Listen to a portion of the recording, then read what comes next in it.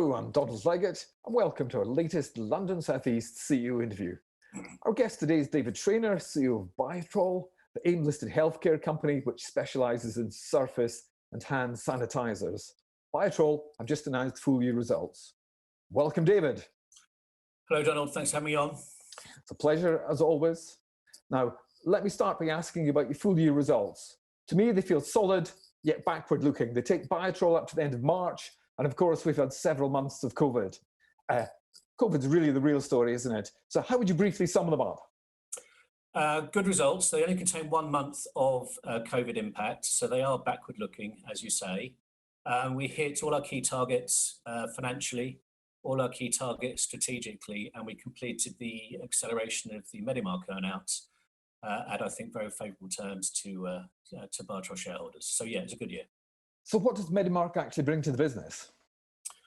But 2 years ago, we were very long technology, very short sales, so 18 people, 8 of which were lab-based. And Medimark were very long salespeople, very short technology.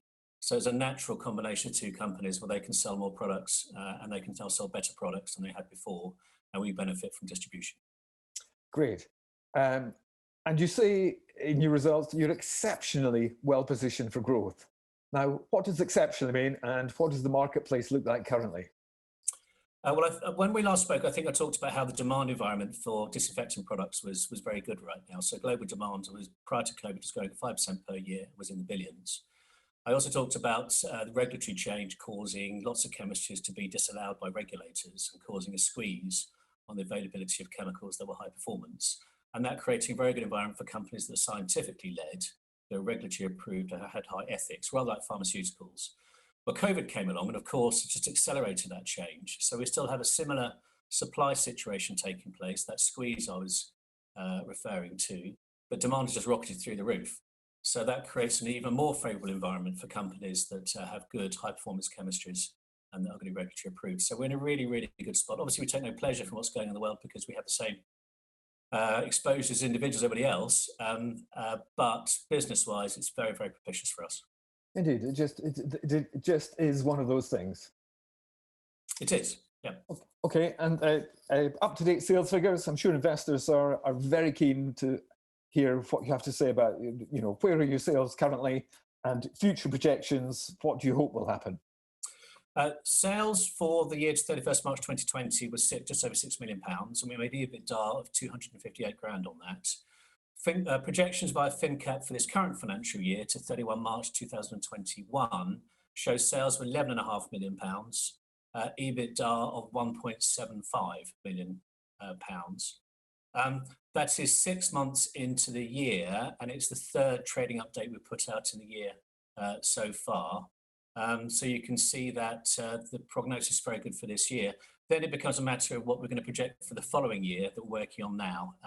And that'll take a bit of time for us to come up with what the appropriate figure is.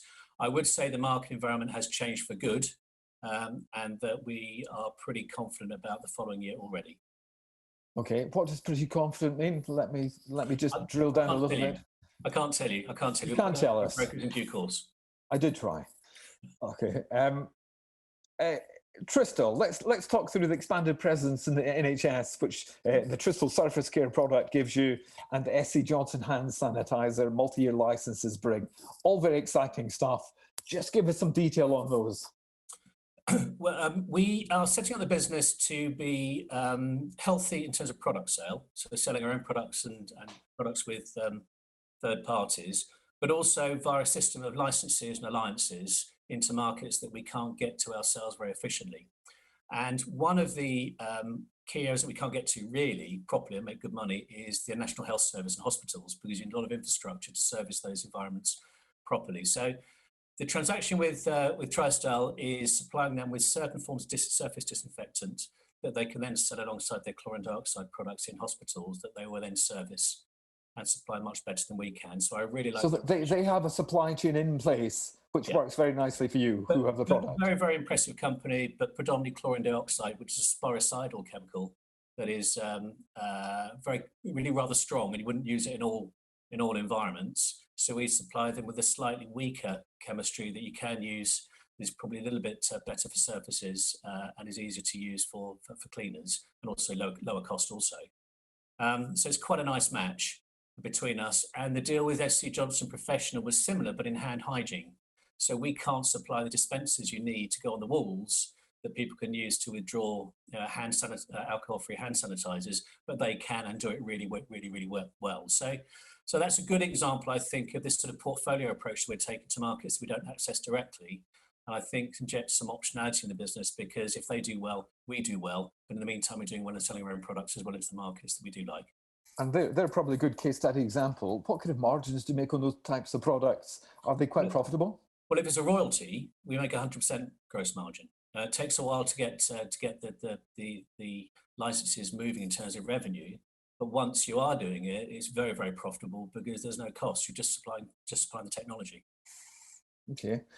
What other IP deals might you have up your sleeve? IP deals, as you said, are part of your growth strategy. Who are you discussing deals with, and what might we hear about in the future? Good question, but I can't tell you. But there are lots of conversations taking place, and the other deals that you haven't mentioned is that we licensed out our US surface care technology to a group of investors and market professionals called Integrated Resources earlier on this year to access the US market in a way that we can't do. Don't have the sufficient cash or the risk reward appetite to work as hard in the States as we can do elsewhere. And how is that going? It's going well, I believe. I mean, they're paying us minimum guarantees every year, so it's up to them to service those minimum guarantees and then beat that. But they're good people. I think they'll do well. Okay. COVID headwinds. Are you experiencing any COVID headwinds at the moment? It's a presumably slightly difficult marketplace to work in. Are you experiencing any supply chain issues, unexpected cut price competition from market newcomers who are undercutting you with a slightly inferior product, for example?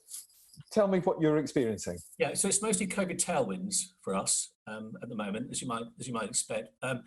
There are headwinds though, and the first is we had supply chain issues to start with because certain countries closed down in supplying packaging and chemical ingredients that we couldn't then get into our supply chain. But most of those have eased now. If there is a massive second wave, then we may start having some issues there as well. But I think we're sufficiently flexible to feel okay that it won't have a big impact on numbers for this year. There are a variety of companies in our marketplace making what we think are stretched claims, and we believe will not be approved by the regulators in due course. They're probably doing quite well financially as a result, but we don't expect them to be around for very much longer as the regulators start to look in detail at these things. And we're already seeing some actions and trading standards actions against some of those competitors that I think will change things for them quite a lot. Our view is that, again, long-term positioning, sort of being scientifically led, regulatory approved, all those things I said before, high ethics, is what is going to get us to sort of longer-term profitability. So we're quite happy with where we are right now.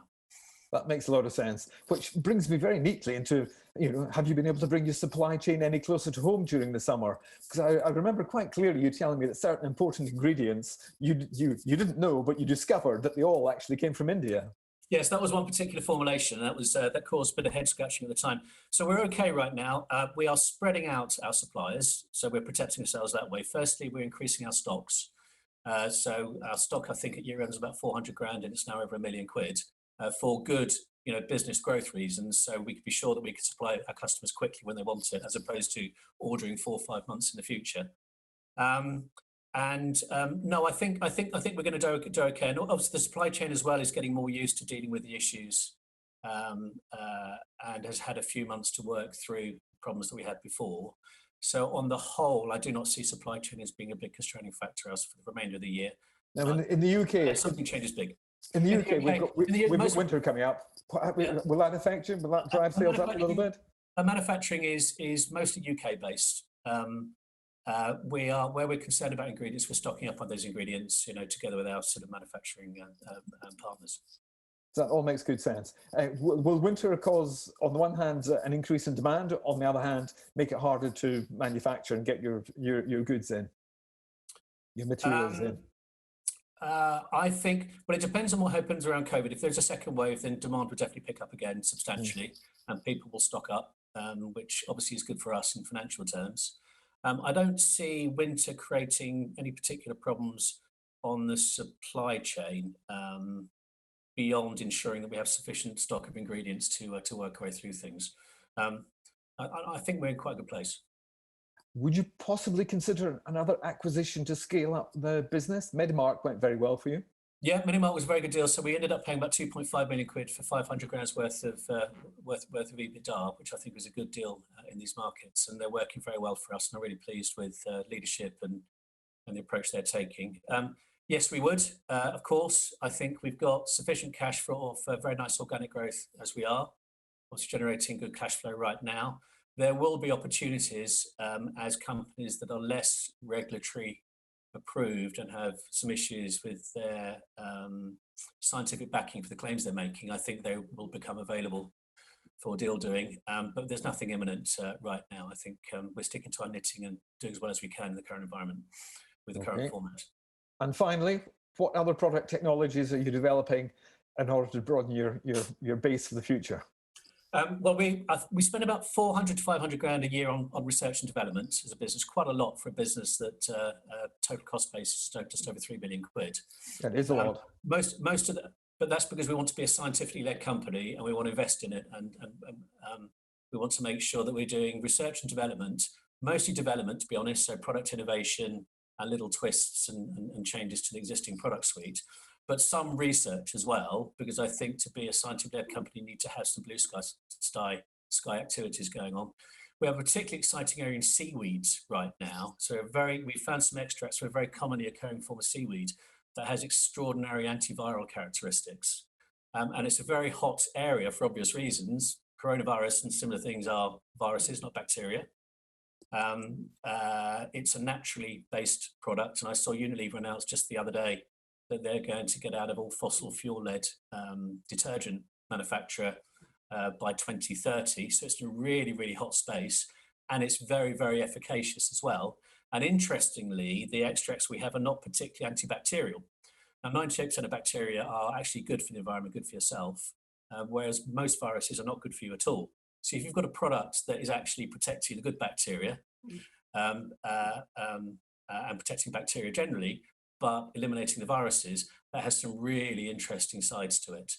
We will probably stick the program into a separate company within Bytrol, and we will probably, because we don't want to sort of distract from the core business, but I think there's opportunity for alliances and deals with the people in slightly adjacent spaces as time goes on, and we'll look at that next year. David Traynor, CEO from Bytrol. That was absolutely fascinating. Plenty for investors to chew upon. Thank you so much for joining us. For more interviews like this one, please subscribe to the London South East YouTube channel. We're always there for you. Thanks for watching, and please do stay safe.